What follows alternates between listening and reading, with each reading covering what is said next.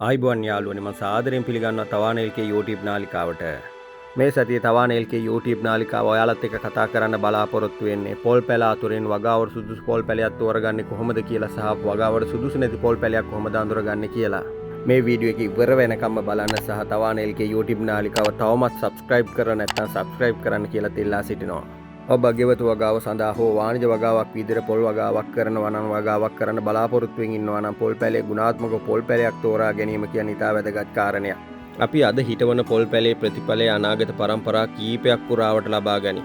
එය අනාගත පරම්පරා කීපයක් වෙනුවෙන් වර්තමානයේ කරන ආයෝජනයක් වේවි.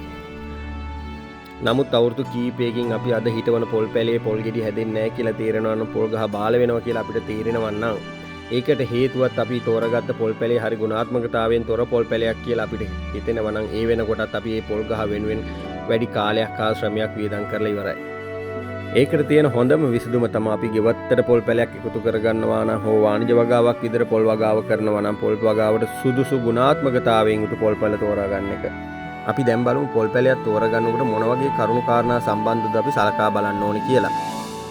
මුල්ම කාරණේ තමයි පොල් පැලයක් තෝරගන්නකොට පොල් පැලේ කඳ දෙස අපි අවධානය යොමු කරන්න ඕනේ. අනිවාර්යයෙන්ම ඔබ පොල් පැලයක් තෝරගන්නකොට කඳ මහතර තියෙන පොල් පැල තෝරගන්න. තුන්වෙනි කාරණේ තමයි පොල් පැලේ අතු කෙටි වෙන්න ඕනේ. පොල් අත්තක් මේ විදිහට ආවම පොල් අත්තේ කොළ පටන් ගන්න තැන සහ කඳට සම්බන්ධ වෙලා තියෙන තැන අතර දුර කෙටි දුරක් වෙන්න ඕනේ. දිගුවට තියෙනවා නම් ඒක සරු ගුණාත්මකතාවයෙන් යුතු පොල් පැලයක් විදිහට අපිට සලකන්න බෑ. හතරවෙනි කාරණේ තමයි පොල් පැලේ කොළ මේ විදිහට කොළ පාටට පිහිටන්න ඕනේ, සරු පාටට පිහිටන්න ඕනේ. එහෙම නොවන පොල් පැලේ පාට අඩු වෙලා බාල වෙලා වගේ ඔයාලට තේරෙනවා නම් ඒ වගේ පොල් පැලයකුත් අපිට ගුණාත්මක සහ සාර්ථක පොල් පැලයක් විදිහට අපිට සලකන්න බෑ. බලන්න මේ පොල් පැලේ අපි කලින් කතා කරපු කාරණා ටික තියෙනවද කියලා. මේ පොල් පැලේ කඳ මහතට තියෙනවා. මේ පොල් පැලේ අතු ළඟින් පිහිටලා තියෙනවා. අනිත් කාරණේ මේ බලන්න පොල් පැලේ අතු ශක්තිමත් සහ කෙටි පොල් අතු පිහිටලා තියෙනවා. පොල් පැලේ කොළ ටික තද කොළ පාටට සරු පාටට පිහිටලා තියෙනවා. බලන්න මේ මම පෙන්නන අනිත් පොල් පැල දිහා.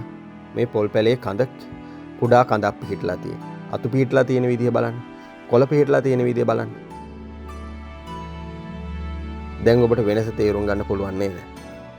මම හිතනවා මේ කාරණා ටික ඔයාලා සලකා බලලා ඊළඟ අවස්ථාවේදී ඔයා පොල් පැලයක් තෝරගන්න යනකොට මේ කාරණා ටික සලකා බලලා පොල් පැලයක් තෝරගත්තොත් ඔයාලට සාර්ථක සහ ගුණාත්මකතාවයෙන් යුතු පොල් පැලයක් තෝරගන්න පුළුවන් වෙනවා. ඔයාලට කියන්න මම මේ වීඩියෝ එකේ පෙන්නපු ඔක්කොම පොල් පැල මම විසින්ම පැල කරගෙන පොට් කරගත්ත පැල. මේ අතර ගොඩක්ම තියෙන රන්තැමිලි පැල මන් තවන් කරගෙන පොට් කරගත්ත පැල අතර ඇත්තටම මට හොයාගන්න බැරි වුණා වගාවට සුදුසු නැති ගුණාත්මකතාවයෙන් තොර පොල් පැලයක්.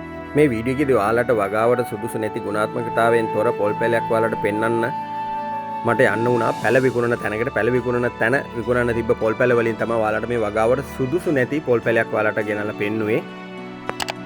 ඒත් එක්කම ඉස්සරහා වීඩියෝ එකේදී කොහොමද මම මේ පොල් පැල තවන් කරගත්තේ කියලා මම වීඩියෝ එකක් කරලා ඔයාලට පෙන්නන්නම්. මේ සතියේ ගෙනාපු වීඩියෝ එකකින් පොල් වගාව සම්බන්ධව ඔයාලා යම් හෝ දැනුමක් ලබා ගත්තා කියලා හිතනවා නම් මේ වීඩියෝ එක ෂෙයා කරන්න සහ ඉස්සරහටත් ගෙනෙන මේ වගේ වැදගත් වීඩියෝස් බලන්න තවාන LK YouTube නාලිකාව subscribe කරන්නත් අමතක කරන්න එපා. මේ වගේ තවත් වීඩියෝ එකකින් ලබන සතියේ හමුවෙනතුරු ඔබට සුබ දවසක්.